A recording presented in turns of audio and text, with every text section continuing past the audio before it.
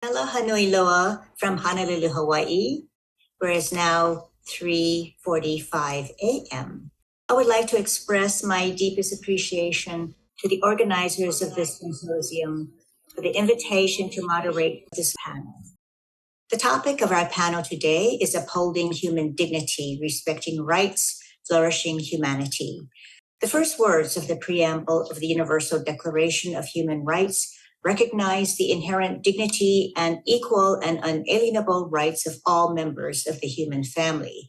And Article 1 states that all human beings are born free and equal in dignity and rights. The Human Rights Commission that drafted the Universal Declaration of Human Rights viewed human dignity as the highest expression of the worth of each human being. It was a guiding principle during the drafting of this landmark document, and it became the defining heart of the Declaration. This goal resonates in the foundational document that defines human rights because dignity is achievable only when people enjoy life, liberty, and security, which human rights are meant to honor and protect. Today, we are faced with many unprecedented and often intersecting challenges. Upholding human dignity becomes a moral imperative. Vulnerable people must not be marginalized, nor their needs forgotten. In many locations around the world, churches and religious organizations provide the assistance, protection, and guidance needed to uphold a sense of self-worth and dignity in those facing challenges. And we must honor and thank the faith-based organizations for their selfless service of the many individuals and organizations who are working to uphold and preserve the dignity of their communities and constituencies. Our first speaker today is Dr. Ganoune Diop. He is the Director of Public Affairs and Religious Liberty for the Seventh-day Adventist Church. He was recently conferred an honorary doctorate degree for his work in human rights and human dignity. Dr. Diop, you now have the floor. Thank you so much. A journey of about 10 years, and I can see here the people with whom we started. I'm thinking Levi Bautista, Rudelmar, and Azakaram also at the beginning. So my 8 minutes, I would like to focus on human dignity, because this is a word that we use quite a bit, and I think it would be important that we have a common understanding.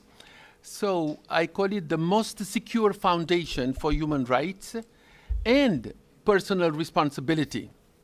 Now, it is easier to identify indignity than to define dignity. There are several reasons for this misunderstanding and imprecision that is attached to the word dignity.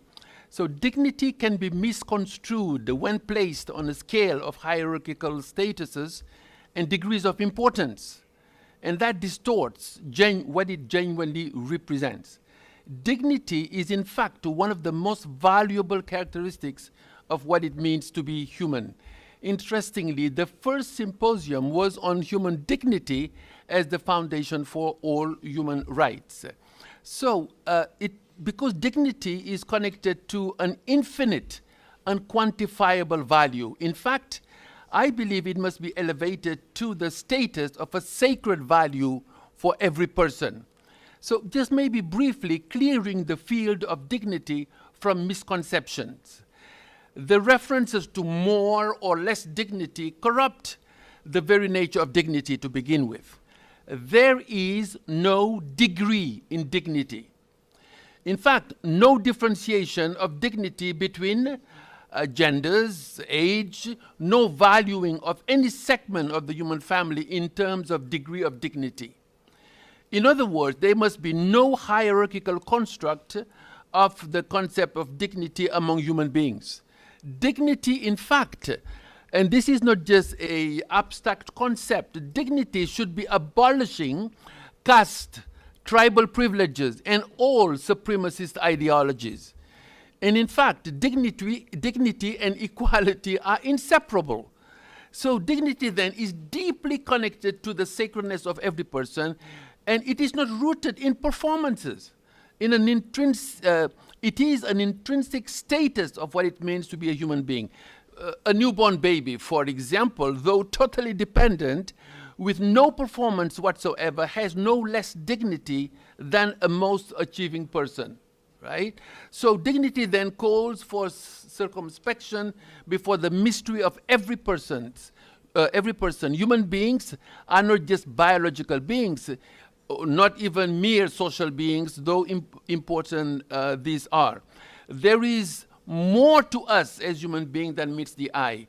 We have not only physical, psychological, emotional, intellectual, social, but also spiritual dimensions. So then the quest for ultimate meaning and purpose of life is inscribed in the fabric of our very being, and that is connected to dignity. Now, maybe to underline the truth of our connection with ultimate reality in connection to dignity, let me just mention that every person, and this may be seen as almost revolutionary, but every person is more than a temple, a church, a cathedral, a mosque, or a pagoda.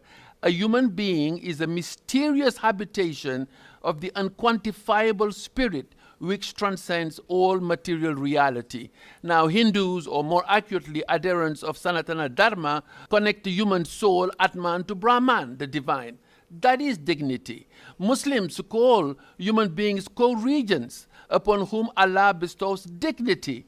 Human beings are seen as emissary whom whoever touches does injustice or injury to the Creator's honor. Christians call humans temples of the Holy Spirit, man, woman, children, all sacred and to be honored because of inherent dignity. So then, every person should be looked at with marvel because of the miracle of not just consciousness, but human conscience. The inner sanctuary center of moral valuation, volitions, and visions of worldview. Consequently, every person should be valued, no one violated, no violence against anyone.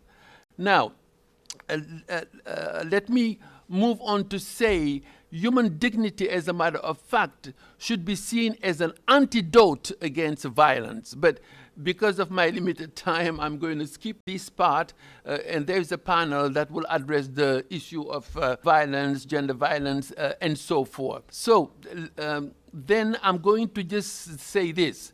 The prescription I dare propose against violations of human dignity is to always rise above the walls of pettiness and separation and not allow oneself to become a perpetrator of evil. This is the radical solution, I believe, that Jesus was calling people. Love your enemy, for example. And that is a genuine path to healing broken human relations. Now, since it is usually easier to define indignity, as I mentioned at the beginning of this short reflection, it may be worth reminding us of the various violations of human dignity. Now, this is very concrete. Violations of human dignity are actually as follows. 1, humiliation. When we humiliate people, we violate their dignity. Violation of human dignity in terms of humiliation refer to acts that diminish the self-worth of a person or a group. To shame a person is a violation of that person's dignity. So this is not just something abstract that we use, give some, like lofty definitions.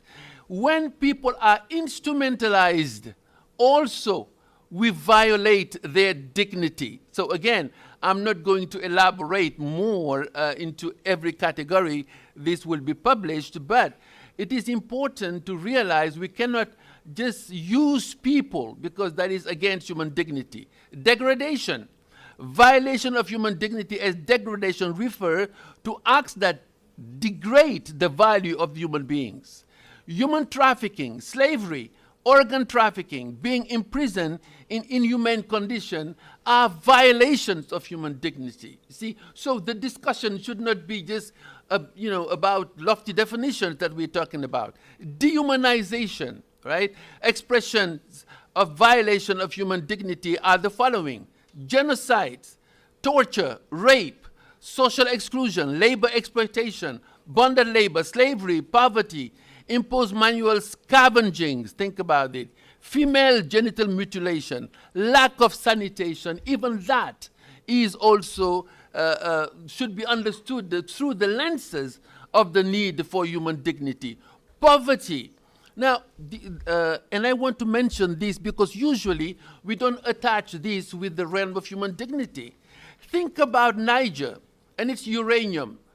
This is the perpetual scandal of delayed development. For example, imagine Niger is the third largest producer of uranium, a radioactive metal which is most widely used for fuel for nuclear energy. Nevertheless, 85% of the population of Niger has no access to electricity. So we're talking about indignity, right? Okay, think about the Katanga region, the paradox of being rich but poor, right? The Katanga region in the southeast corner of the Congo holds more reserves of cobalt than the rest of the planet combined, right? The region is also brimming with other, like copper, iron, zinc, but people are poor. I mean, again, indignity. This is totally, I think there is a reason why we started with human dignity, because it undergirds, right, all the themes that we have addressed during these 9 years, interestingly. But of course, one could add here another crime of indignity, the dumping of toxic waste on the shore of oceans and rivers in Africa. Indignity, right? And probably, I would like to conclude by saying this. It is imperative that we now have a global and just mobilization to restore human dignity and human rights of persons and people. You see, we organize several things all over the place, and that's good. But a combined effort undergirded by the concept of dignity, that everything we do, we are avoiding these violations on the one hand, but on the other hand, restoring, right? Restoring human dignity. So then, let me restate to conclude a critical question. When is human dignity violated? Foremost, I will say here, when human conscience is violated. When a person's inner sanctum is intruded by someone else. When a person's internal holy site is defiled. Human dignity is violated when there are coercion, compulsion, when there is stifling on any person's conscience, when restriction of freedom of thought, expression, assembly, and association have become the norm. So then, I would like to call all faith-based organizations to adopt the imperative of human dignity as an intrinsic, now listen to this, foundational principle to be recognized in every human being. And consequently, together, faith-based organization among ourselves and in partnership with UN agencies and interagencies task force to develop strategic plannings. Until we get there, then something is missing. Concrete common plans of action, not just the promotion of our separate organizations, but working together on the foundation of human dignity. And again, a common work for the restoration, and I use this word on purpose, of human dignity for all and everywhere. Finally, but it all starts at personal levels. To each one of us is entrusted a common mission, each one of us, personally, a sacred mandate to contribute to the restoration of every person's dignity. There is a person sitting beside you and those watching. For every person is your kin and your kind in dignity. Thank you so much, Dr. Diop, for your very inspiring and informative comments. And we will move to our next speaker now, Elisa Gazzotti. She is a UN representative and focal point chair of the NGO Working Group on Human Rights Education for Soka Gakkai International. Elisa, you now have the floor. Thank you so much. Good morning, good afternoon, and good evening, everyone.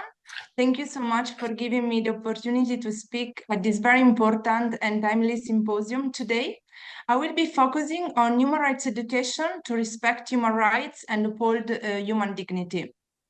Just last month, we commemorated the 75th anniversary of the Universal Declaration of Human Rights during a very challenging month for humanity, with increasing brutal violence and human rights abuses and people losing hope in human rights and the United Nations. Yet, the High Commissioner for Human Rights, Mr. Turk, gave a powerful speech, and I would like to quote some of his words. He said, "Human rights have not failed. Human rights are inherent to every human being. The Universal Declaration of Human Rights was crafted with lessons drawn from two global wars, the Holocaust, atomic destruction, profound economic devastation, and generations of colonial exploitation, oppression, injustice, and bloodshed. It was conceived as a roadmap to a more stable, more just world." End of quote. At Soka Gakkai International, we have been working for many years in the field of human rights education based on the core belief in the respect for the value and dignity of all human beings, which is a central component of Buddhism. The focus of Nichiren Buddhism is in fact to show the inherent dignity of all human beings, enabling each person to realize their infinitely precious potential. In this sense, we believe that human rights can be truly a powerful force for transformation of reality when they're not only understood as norms of behavior, but really lived and practiced in our daily life, manifested in our thoughts, words, and actions, really doing our best to treasure and respect the person that is really in front of us. Our approach to human rights education is based on the belief that human rights education is not about acquiring specific knowledge or certain set of skills, but really in reviving our humanity, to be able to understand and embrace those that are different from us. In this view, we have been taking on some initiatives to promote human rights education at the global and local level. At the global level, since 2018, I have represented SGI as the chair of the NGO Working Group on Human Rights Education and Learning, which is a network of non-governmental organizations that do advocacy at the UN, and especially during the Human Rights Council, to promote human rights education. The NGO Working Group is also part of the Conference of NGOs in Consultative Relationship with the UN, Congo. It includes faith-based organizations and also secular organizations. Over the years, we organized several side events and oral and written statements on several issues, interacted with the UN Office for Human Rights and also with the platform of member states on human rights education, which consists of 7 states that promote human rights education in the international arena. All NGOs engage equally with the platform and collaborate with the UN Office for Human Rights. And so far, I have not seen any barrier in being a faith-based organization, specifically in the human rights education field. The strength of this group, if I can share, is the really collective voice of civil society. And at the same time, one of the main challenges that I see is that really to agree on a certain issue. For instance, we worked in the framework of the World Programme for Human Rights Education, which is an international initiative which aims at enhancing human rights education around the world, and was established by the General Assembly of the United Nations in 2004. It is an ongoing initiative which has been structured in consecutive phases, and last year consultations were held around which focus or target area the 5th phase should focus. After some discussions, we were really able to advocate for this 5th phase to focus on the youth from marginalized communities, and this phase will start next year in 2025. One of the main challenges with working with such a diverse group of faith and non-faith actors can be really agreed on some issues, which for some religious groups can be defined as sensitive. And there are different ones. I will not name one specific. The challenge here can be really to really have a sincere dialogue. We can really overcome this challenge and really understand where each group comes from, since the end goal should really be the same for each person and organization working on human rights. The strength of such group is that after some dialogue, there is more weight when a proposal comes from a collective group rather than a single organization.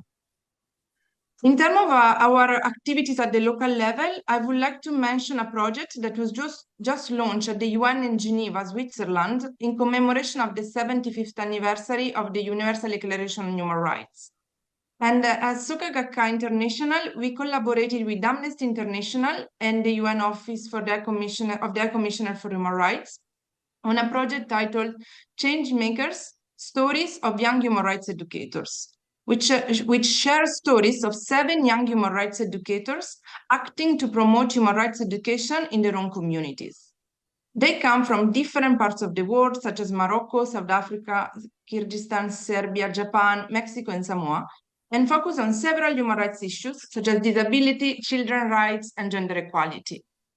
We hope that this project would document and highlight real-life daily struggles and challenges of young people around the world who are courageously standing up to fight injustice, upholding the dignity of life in their respective places of belonging, so that many more young people around the world can be inspired and encouraged to take action to promote and protect human rights. I would like to conclude this short presentation with a quote from an editorial titled Learning About Dignity by SGI President Dasa Kwikeda, which says, I quote, "The foundation of a culture of human rights is established when we can develop an empathetic openness toward the suffering of others, feeling their pain as our own, and when we can ceaselessly strive to bring out our best self, to behave at all times and in all situations in a manner that we can proudly affirm." This quote has always encouraged me to try to really implement this way of behavior in my own environment. So not only my work on human rights education, but really in my community. Thank you so much, everyone. Thank you so much, Elisa. And our next presenter is Atallah Fitzgibbon. He is a faith partnerships advisor at Islamic Relief Worldwide. Atallah, you now have the floor. I'm going to talk about how human dignity and human rights forms the basis of our sort of conceptual framework about human development within the Muslim community and how it's influenced our work. So as Ganoune mentioned, also within the Muslim community, human dignity is a foundational principle for development, and the human rights is also central to both our understanding of theology and revelation, and to the way we work. So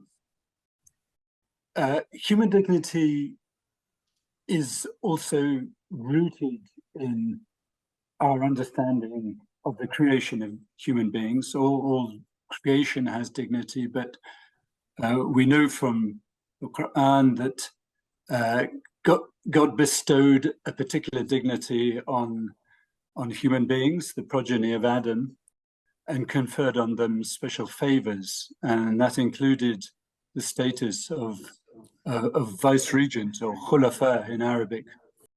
And in bestowing that status, he cast into humans elements of the ability of divine knowledge, of attributes of God, such as kindness and love, and all of those attributes that we are shared, that God has shared with us.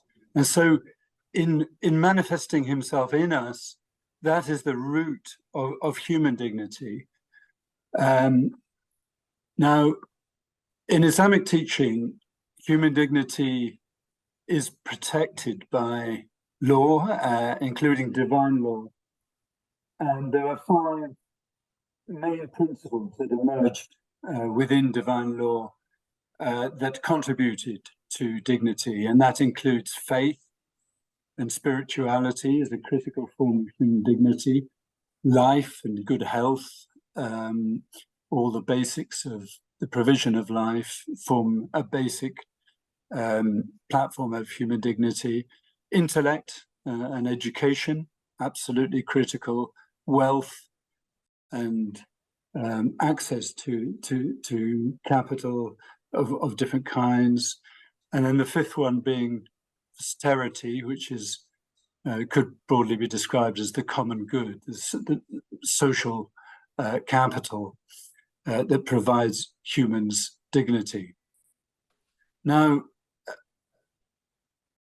God referenced rights to those liberally in the Quran, and this is one verse in which he talks about the rights to wealth, that we don't just talk about obligations, religious obligations. The other side of the coin to religious obligations is rights. And so it became very important within Islamic relief that we started talking about those rights, and that we not only talked about obligation. So the role of justice in the delivery of those of human dignity and those contributing factors is absolutely critical. The Quran and Revelation constantly reiterates the importance of establishing social justice and access to those rights, and the protection and promotion of those rights is absolutely of that divine law that supports, and all law that supports rights is critically important. An example could be, for instance, on the protection of life is access to humanitarian support, access to health, access to sustenance and nutrition, health, and all of those basic things which we see within the humanitarian community as being absolutely critical. So I've talked about justice being a central principle. Human rights themselves within Islamic teaching have a slightly more complex understanding than the generally secular one, in that we believe human rights are a manifestation of human dignity, but in Islam, rights are God-given. So we don't think just of the sort of binary understanding of the social contract of the rights being the rights that afforded to the individual by the state, but we think of rights emerging from divine right. And indeed, our understanding of human rights, of others' human rights, forms the basis that they are actually form part of the rights of God, because God manifests himself through creation. So in damaging and hurting the rights of others, we are offending God. So it's an extremely important principle in Islam. One of the interesting areas we share with other faiths is this concept of duty bearers, and called within Catholic social teaching subsidiarity. So the understanding that actually rights start with those around us, our family, our neighbors, our community, the state, the wider community of humans and creation. And therefore, we think of rights starting at home, really, as opposed to it necessarily being a more legal concept. Rights are something that we will be accountable for. So it's not just about what we might be held liable in court for. As believers, we understand that the rights even of the smallest animal we will have to answer for. The other different concept is the concept of the right of the individual, and then the concept of the right of God. And I've talked about the right and the rights of God, incorporating actually all human rights, but also the obligations of obedience and respect to the divine. and that forms the central respect for divine law. So just finally, I'd say that understanding and teaching about rights forms the basis of our approach to social behavioral change, to tackling peace building and the rights of minority issues, understanding approaches to charitable giving, and integrating power analysis into programming. So at Islamic Relief, we've certainly tried to mainstream those understandings and make communities integrated their own religious understanding of rights with secular understandings. I'll finish there. Thank you very much. Thank you so much, Atallah, for your presentation. And our final speaker for this panel is Dr. Michael Wiener. He is a human rights officer at the Office of the United Nations High Commissioner for Human Rights in Geneva. Thank you so much and welcome, Michael. You now have the floor. Thank you so much, Audrey. And picking up what the previous speakers already delved into, I wanted to look into the triangle between human dignity, respecting rights, and flourishing humanity. So precisely to look into these three interconnected terms, but also how faith-based actors, but also the United Nations and the international community, how we can all collaborate in that context. And here for the last 7 years almost, the Faith for Rights framework, I think, resonates very much with this triangle of human dignity, human rights, and flourishing humanity. It's essentially 18 commitments to upholding the dignity and the equal worth of all human beings. And it has been a collaborative effort. So it's really not imposed top down, but it's coming very much bottom up with the various individuals, communities, United Nations entities, special rapporteurs, treaty body members coming together and first charting 18 commitments on faith for rights, but then also having, and that was something that Elisa in terms of human rights education already mentioned, also bringing a peer-to-peer learning methodology and also concrete action on the ground in that context. So just to zoom into the question of the relationship between faith and rights, they obviously ideally should be mutually reinforcing spheres.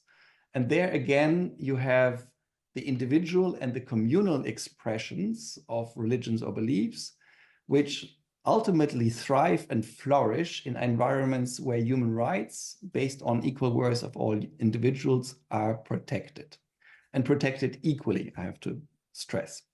And then that is one side of the coin. On the flip side, you have also obviously the fact that human rights can equally benefit from the deeply rooted ethical and spiritual foundations provided by the various religions and beliefs. So that's also what previous speakers reflected upon. One additional part is the individual and communal flourishing, so flourishing of humanity, and fundamental for that is speech. So the possibility to express yourself, and obviously speech is a crucial medium either for the good or the evil sides of humanity.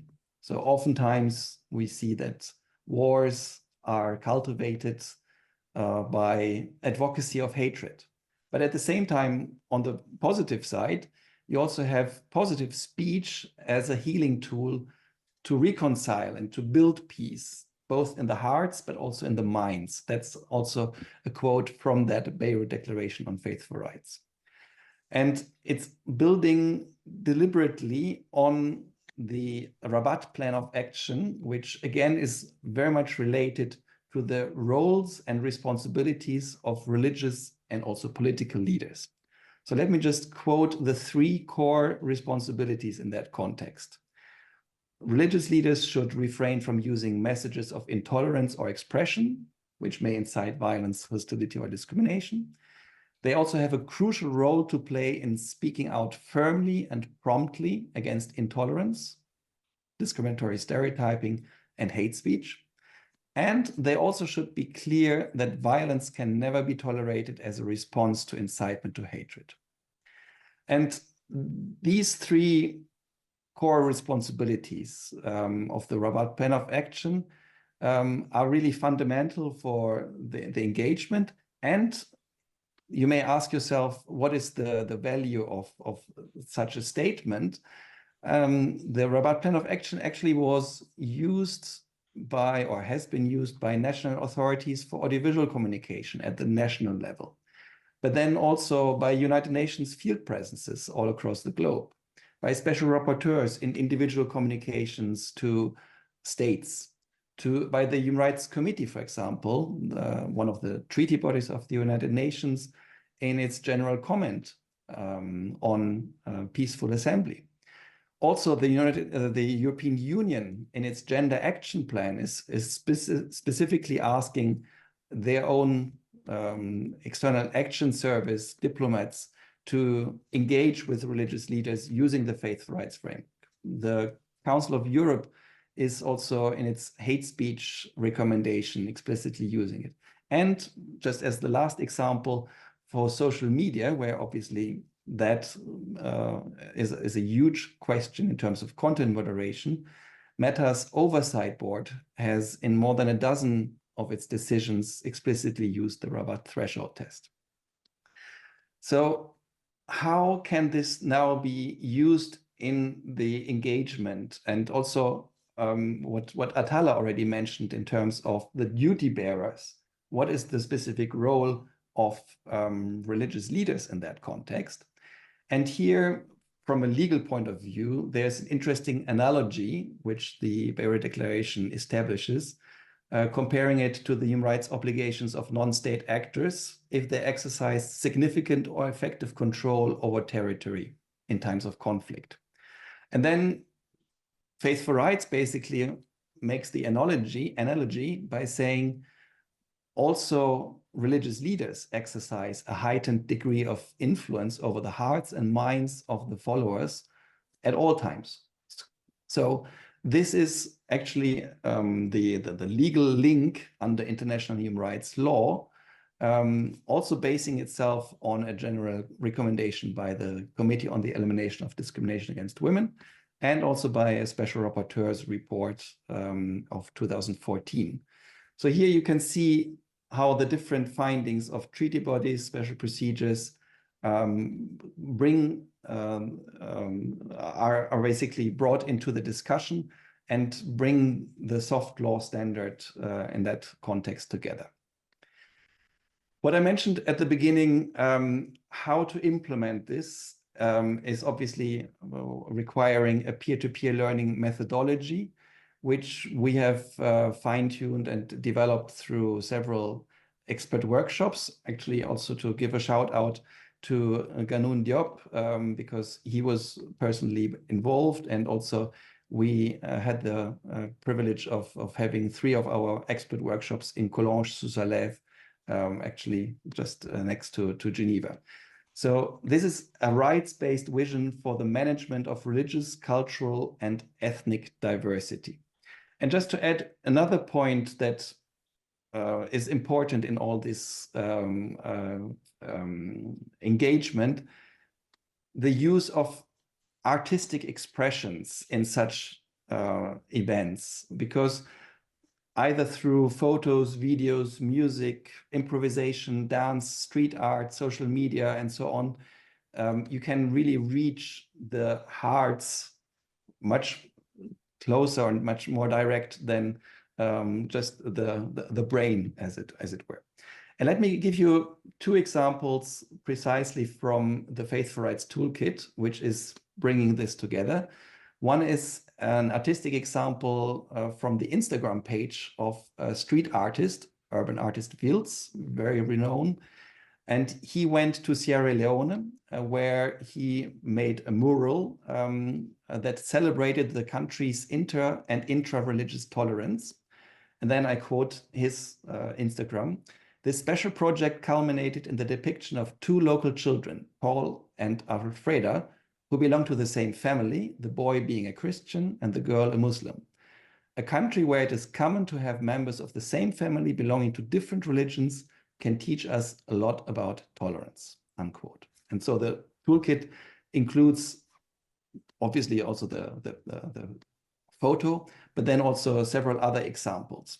And the second example I wanted to just flag from the former Special Rapporteur on Freedom of Religion or Belief about the role and the power of different civil society organizations working together and creating a common platform.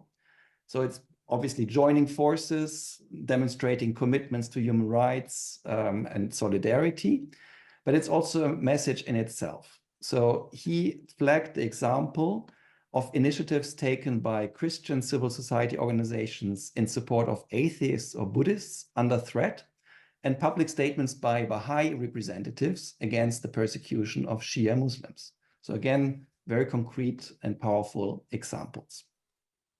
And then the last point I wanted to pick from the toolkit is about the role of faith actors in armed conflict and in enhancing compliance also with international humanitarian law, obviously also with international human rights law. And useful strategies can include peer pressure, peer cooperation, peer learning between states, non-state groups, religious leaders, faith actors, and United Nations human rights mechanisms. And here, also to give a shout out to Azza Karam, who will be speaking later today and who was also the Spiritus Rector of the first symposium 10 years ago, and also the engagement by the United Nations entities with religious actors. We had precisely 2 years ago a roundtable under the Generating Respect project, also with the former Special Rapporteur Ahmed Shahid. So if you want to know more about that, there's also the link in the toolkit. So let me conclude by quoting from the Beirut Declaration on Faith for Rights, because I think this quote brings together the theme of today's panel on respecting rights and flourishing humanity. Religious actors should be enabled, both nationally and internationally, to assume their responsibilities in defending our shared humanity against incitement to hatred, those who benefit from stabilizing societies and the manipulators of fear to the detriment of equal and inalienable human dignity. Thanks a lot. Thank you so much, Michael, and to all of our panelists. We will now move into the question and answer period, and we may have to cut the time short, but in any event, we have a question. So if we could pull all the panelists up, please. We have a question. How do the celebration of religious festivals and spiritual anniversaries contribute to human rights and promote cosmic spirituality? So I think this is a very appropriate question for Michael to answer in light of the comments that you just gave to us. So would you like to take this question? Many thanks. And indeed, the various religious festivals are an important entry point of engaging and also of coming together by having the joint celebration. So ideally, if the different communities invite each other to their festivities. The Faith Rights Toolkit also has a very concrete example of having a calendar in different languages with all the various religious and belief festivities, explaining their background and thereby also educating basically everyone and increasing faith literacy, but then also increasing human rights literacy by bringing human rights standards and norms into the discussion. And the last point I wanted to make in that context, because it's also symbolical, but it's also a way of bringing people together and having concrete activities together, is again from the Faith for Rights framework, the idea of having a walk on Faith for Rights, always around or on the 10th of December, which is International Human Rights Day. And we have been doing this, for example, in Geneva to Collonges, which is technically, obviously in France, but still in walking distance. And for the 4th time now, we have done this as a joint walk whereby we go through the different places of worship, attend each other's services, and discuss also while walking together. So I think that's a very concrete and hands-on example. Thank you so much. And another question, how do we get the Faith Rights Toolkit? Can anyone on our panel answer that question? I will put the hyperlink in the chat, but I think someone needs to then share it with all the audience. Okay, so now we'll go on to the next question and answer. How can we foster an inclusive understanding of spirituality, ensuring our interpretation of religion respects diverse beliefs without discrediting or harming others? So these are multiple questions in a question from this person. So who would like to answer that first question? How can we foster an inclusive understanding of spirituality, ensuring our interpretation of religion respects diverse beliefs without discrediting or harming others? Who would like to take that question? Personally, I will even go beyond the focus on spirituality to the focus on humanity, in a sense that respecting, and that is connected to dignity, the humanity of others, means accepting the dignity of difference. Actually, it was Rabbi Jonathan Sachs who used that concept, dignity of difference. You know, I don't have to agree with someone, spirituality or anything else, in order to appreciate our common humanity. My solidarity should not be dependent on what the other person believes or not. So, and I think because these are partisan silos, my organization, my brand, so those who are for me, us against them, that whole mindset, in fact, betray a common humanity. That's why I was talking about kin and kind. So I would go beyond just the concern of spirituality or any other and human endeavor. You know, we are multi-dimensional being. But the full acceptance of the full humanity of other people is a prerequisite, right, to even human rights. And those are based on the dignity of every person, regardless, irrespective. So, and I think, again, until I accept that the person is a full human being, then everything else is just, you know, I mean, not authentic in our relationship. Another question, how do we reconcile the inclusive vision with the challenges posed by perceptions of other communities as inferior within certain religious missions, while upholding the imperative of rejecting hierarchical constructs of human beings and acknowledging dignitaries, abolish ideologies? Okay, I think we need a little clarification on that. But if anyone would care to address it, please feel free to do so. Yeah, I was just going to add on to Ganoune's point that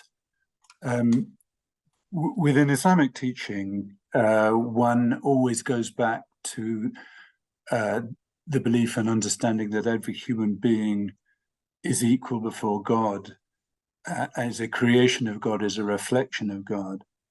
And according to prophetic teaching, you know, their history and their parentage, etc., often led to them being brought up in one religion or the other. But the core respect for human dignity rests on an understanding of each human being a reflection and a manifestation of God, and therefore retaining and containing the rights thereby. So one has to constantly challenge people's tendency to try and remove that right of dignity from people by reminding them of that. And within some teachings, religious teachings, for instance, within the Abrahamic teachings, there's a much more defined right between those and respect. But what Islamic teaching also pays reference to the fact that revelation was provided to many peoples and is not contained to one community, and that everybody retains that access to their sort of Adamic or original spirituality, which has to be respected. So yeah, I don't know if that helps. Thank you so much. And the final question that we will take is, again, further, how can we strike a balance between embracing transformative visions and avoiding pitfalls associated with radical approaches, recognizing the potential problems posed by their extreme nature for harmonious coexistence? Maybe I will try to take this one. Yeah, I think for me would be really, really engaging in dialogues with others, but really going in with an open heart and really try to understand different positions. Really starting from, as was shared from the other speaker, that you are all human beings. So all of us possess really this inherent dignity. And it's not about our differences, but rather what is really common in us. And try to really build and encourage each other, and really having this try to really build trust and really respecting each other. So really try to focus on what is common in each person and in each religious tradition, rather than what is different. Thank you.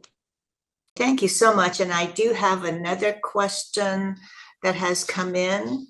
Sorry, we're going to have to make this the last question. Says here, Christians are threatened in Pakistan for their faith. What is the plan to address this, as well as in other countries where Christians are persecuted because of their faith? Who would like to take that question? I could say something on that. I think Islamic religions have been supportive of approaches which tackle ignorance within communities, and we've worked to develop projects with a wide range of faiths, as well as people of no faith, to address core education. So a lot of what we found in places like Pakistan, but also Nigeria, is that usually the main cause of discrimination and abuse by people of faith, of other faiths, is based on ignorance, usually of their own faith. And so the answer is often the increase in religious literacy and understanding, in that a little bit of understanding is often dangerous. So yeah, I think these issues are best tackled by deepening understanding, by a deeper understanding of religion, rather than not dealing with religion at all, or rather than just seeing it as a purely secular issue. For sustainable change, people need to be able to understand human rights from their own faith perspective. Thank you so much. Okay, we will have to close the question and answer period. I'd like to give an opportunity to each of our panelists to give 2 minutes of conclusory comments, and we will begin with Dr. Diop. As a footnote to what has just been said, almost all communities, human communities, face persecution of one kind or the other. So I think the exclusive focus on Christian being persecuted should be expanded, because you find Muslims who are persecuted, and in the conversation we are not even bringing the indigenous people. You see, so I think we need to broaden our understanding, not making it just, of persecution.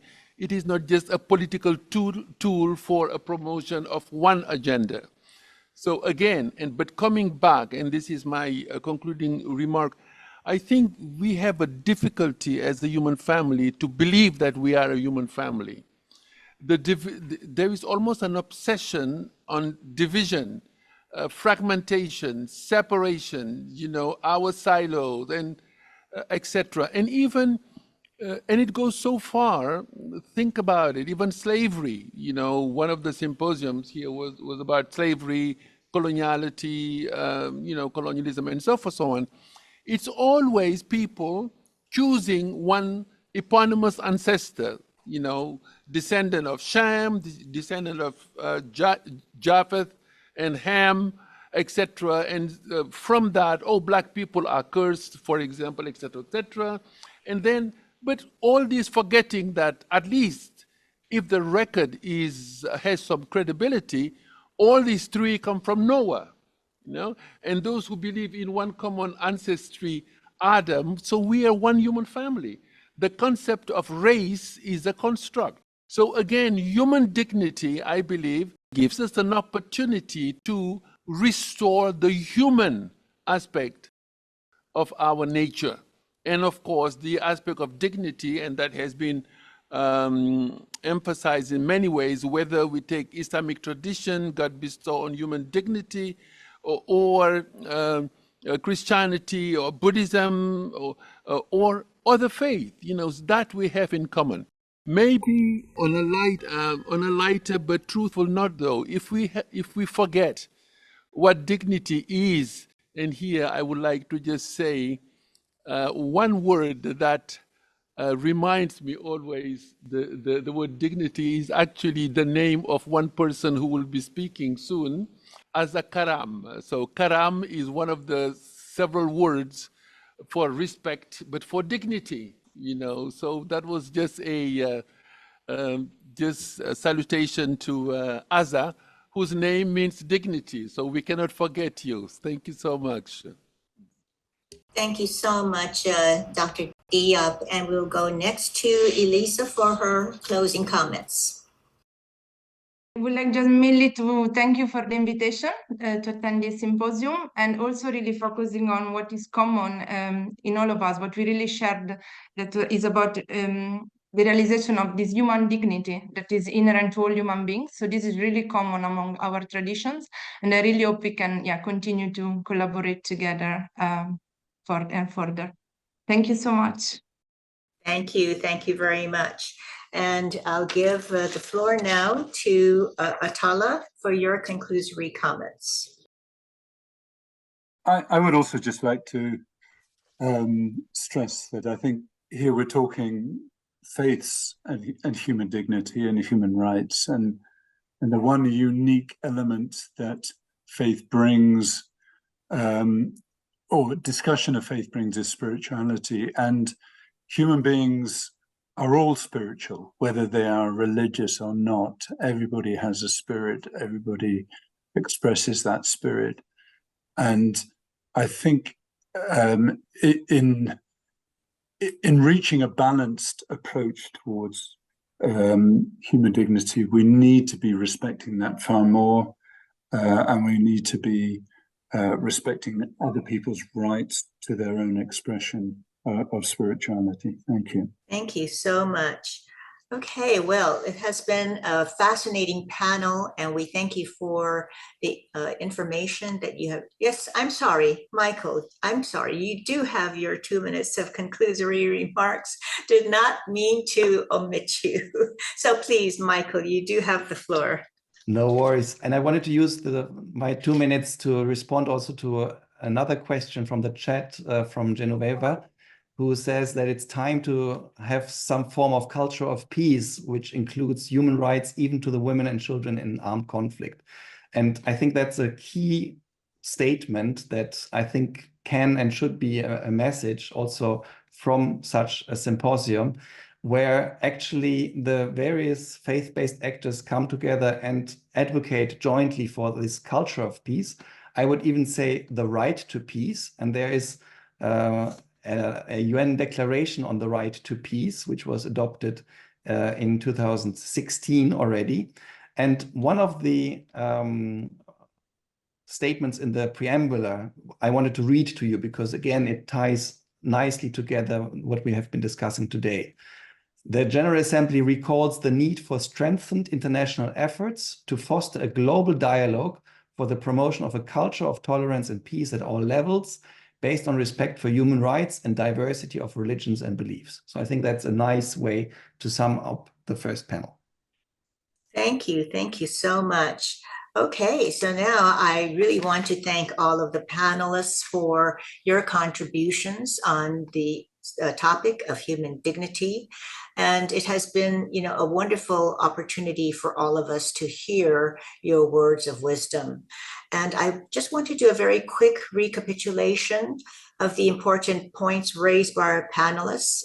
Every word, of course, was important, but in light of the fact of our time constraints, I won't be able to address them all. But I'd like to indicate Dr. Diop's offer of a radical solution, where he said it's imperative to have a global mobilization to restore human dignity and rights for all faith organizations to adopt the imperative of human dignity as an intrinsic foundational principle to be recognized in every human being. So thank you so much for those words, Dr. Diop. And he also said, importantly, that it starts at a personal level and that each of us is entrusted a common mission, a sacred mandate to contribute to the restoration of every person's dignity. And I think this flags all of us that we each have personal responsibility to undertake our sacred mandate to contribute to the restoration of every person's dignity. And Elisa indicated that we must focus on human rights education and on youth in marginalized communities. And we must do our best to treasure people. And the best educational efforts are collaborative. And to Atallah, who said human dignity is a foundational principle in Islam, and the role of justice is critical. And human rights in Islam are God-given and originate from the Quran and Sunnah, and rights start at home and are something we are accountable for, not just something we are held liable for in court. And Michael, thank you so much, Michael Werner. He said the relationship between faith and rights should be mutually reinforcing. Human rights must be protected equally, and we must refrain from using messages of intolerance or expressions which may incite violence, hostility, or discrimination, and speak out firmly and promptly against hate speech. So the concept of human dignity is deeply rooted in moral, ethical, and religious traditions, honoring as it does the inherent worth, equality, and rights of every individual. Dignity fosters social justice and inclusivity and aligns with the spiritual values of the world's faith traditions. And I want to conclude with these beautiful words by Mother Teresa, who said, "Poverty doesn't only consist of being hungry for bread, but rather it is a tremendous hunger for human dignity." Amen. So I thank you all so much for joining us today. Aloha.